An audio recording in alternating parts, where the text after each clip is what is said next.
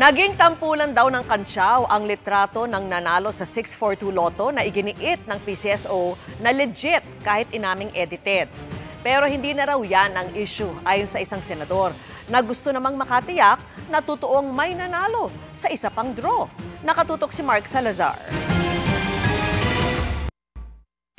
Ordinaryong photo release lang ito dapat ng PCSO para ipakitang may nanalo na ng 43 million pesos sa 642 Lotto noong December 28. Kaya lang, nag-zoom in ang mga netizen.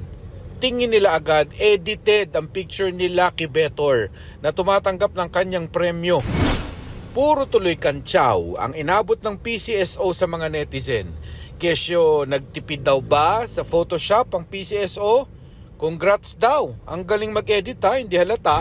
May humirit pang Lucky Color of the Year ang hair ni Lucky Betor at mukha rin daw star witness. Tanong tuloy ng mga senador kay PCSO General Manager Mel Robles, edited nga ba ang photo release na ito? Itong picture na ito, very controversial ito ngayon sa social media. Edited daw ito. Yes, Your Honor. Edited. Bakit kailangan i-edit? We have to protect the identity of the winner. Meron po nagreklamo sa amin one time, we covered the face, yung damit naman po ay nakilala. And I agree, it's a very poor editing, pero the objective is to conceal the clothing na ma-identify sa kanya. If there is something to apologize, it's the poor editing. Damit at kulay ng hair lang daw ang inedit sa picture, pero siya talaga, si 47-year-old Lucky Betor na housewife na taga San Jose del Monte, Bulacan. Okay na ang senador sa issue ng edited picture.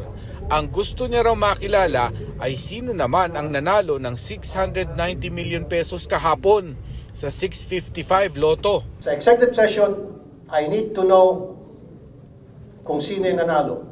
Kasi nga po, merong mga balita na karating sa amin na katropa nyo na po yung nanalo. So, kailangan ko yung pangalan, identity, nung nanalo. Kung kinakailan mag-hire ako ng private detective, kapag halimbawa, after mag-hire ako ng private detective, at na-trace na talaga, ay lumitaw na talaga, hindi ka sa inyo, then sasabihin ko rito.